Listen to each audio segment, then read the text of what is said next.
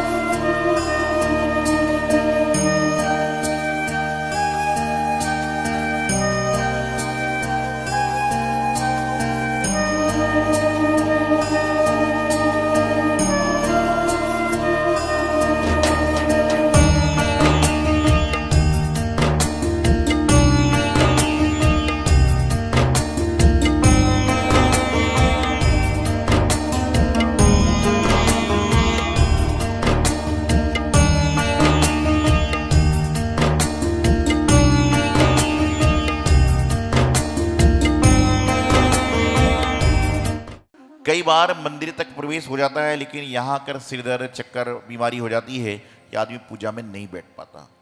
ये बहुत बड़ा कर्म है। कहीं ना कहीं हमारे जीवन का बहुत बड़ा अशुभ कर्म है। और कहते हैं ना, गुरुदेव हमेशा कहते हैं कि जब तक तेरे पुण्य का बीता नहीं करार, तब तक तुझको माफ है, अब गुण करो हजार। कि जब तक पुण्य प्रबल है, जब अशुभ से भी शुभ में पहुंच जाओगे, और जब पाप प्रबल होगा तो शुभ से भी इंसान अशुभ में पहुंच जाएगा। महाराष्ट्र में एक शहर है, एकदम सत्य बात है, हमारी जानी हुई बात है। उसके पास में एक तीर्थ क्षेत्र है माडल नाम का। वहाँ क्षेत्रपाल जी की बहुत बड़ी मान्यता है, और अमावस्या के दिन मेला वहाँ पर लगता है, और लोग, बहुत सारे लोग जाते हैं मान्यता के हिसाब से। तो किसी व्यक्ति ने गाड़ी खरीदी थी, नई क्रूजर गाड़ी होती है, शायद 18 सीटर गाड़ी होती थी। तो उसने वो गाड़ी ली और साथ में एक गाड़ी और गई। ऐसे 40-50 लोग और भी गाड़ियों से वहां पर जा रहे थे। एक आदमी गाड़ी में सवार होकर जा रहा था। 2-3 किलोमीटर दूर गया, उसके मन में विकल्प आया कि मैं अभी नहीं जाऊंगा, फिर कभी जाऊंगा। उसने कहा मुझे छोड़ दो। तो लोगों ने उसको उतारा। इतने में देखते हैं इस सामने से उसी समाज का जैनी व्यक्ति गाड़ी से आ रहा था। उसने कहा भाई मुझे घर तक छोड़ दो। तो बोले क्यों, क्या हुआ? बोले मुझे वहां जाने का मन था, लेकिन अब विचार बदल गया।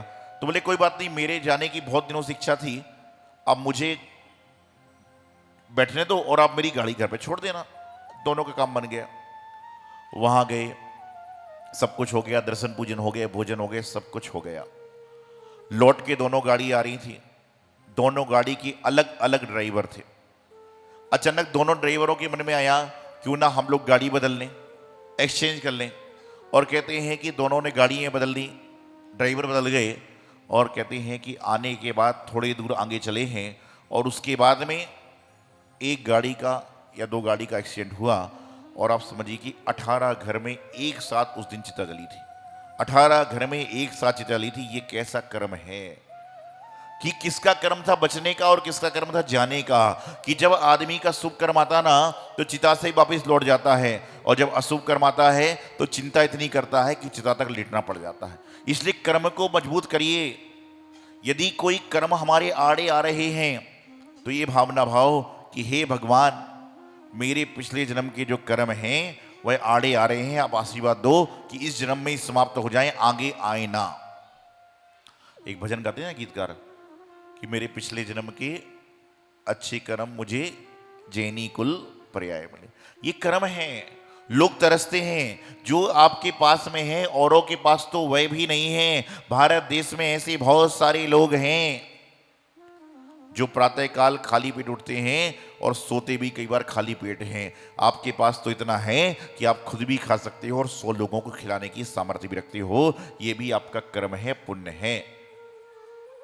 तो हमारे दर्शन में बाधा आती है, हमारे पूजन विधान में बाधा आती है।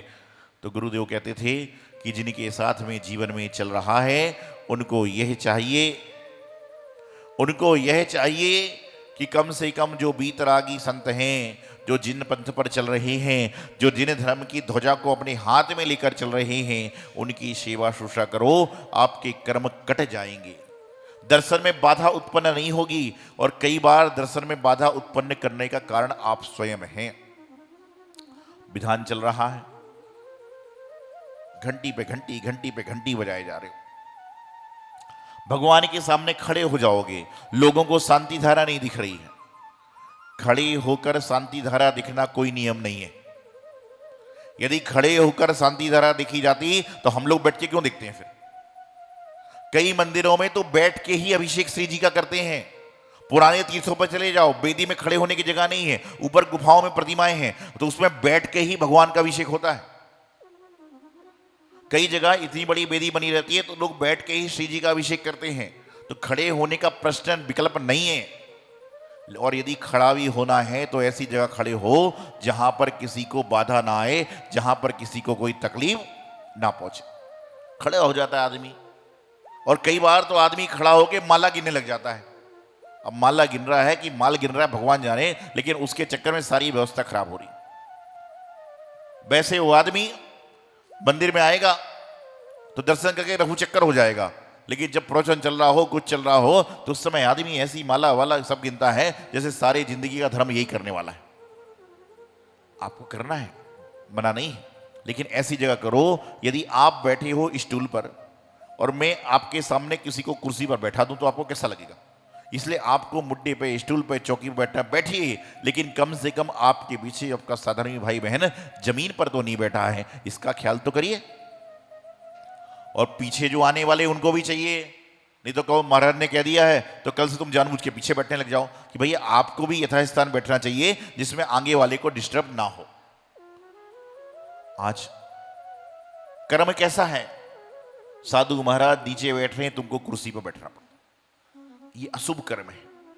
और इस अशुभ कर्म से निजात पाने का तरीका यही है कि जो संत हैं, भगवंत हैं, जिनवाणी माँ है, इनके बारे में जानो और जानने के बाद में इनकी सेवा शुश्रूषा करने का प्रयास करो। कल मैं बता रहा था आपको कि आज के संबंध कैसे हैं, रेडीमेड हैं। रेडीमेड समझते हो क्या होता है? रेडीमेड मतलब बना बनाया। आज के संबंध रेडीमेड हो गए। पहले के जमाने में दिवाली पर घर में महिलाएं मिठाई बनाती थी और रिश्तेदारों को भेजी जाती थी, और आज के जमाने में एवरग्रीन, कौन सा होता है एवरग्रीन जो होता है ना, कहां कहां से होता है, वहां का पूरा पैक का पैक डिब्बा आ रहा है और उसको ही वापिस सप्लाई की जा रहे हो। तो जब रेडीमेड सामान लाओगे तो संबंध भी रेडीमेड हो गए कि उनकी फीलिंग भी रेडीमेड है। अरे वो चला गया, अच्छा चला गया। और पहले के जमाने में चला जाता था तो आदमी दुकान धंधा बंद करके उसके घर में सहानुभूति के लिए जाता था। आजकल तो लोग जाते हैं तो अर्थी के सामने भी फोटो खिंचवा रहे हैं, अरे वो तो चला गया तो वहां फोटो खिंचवा रहे।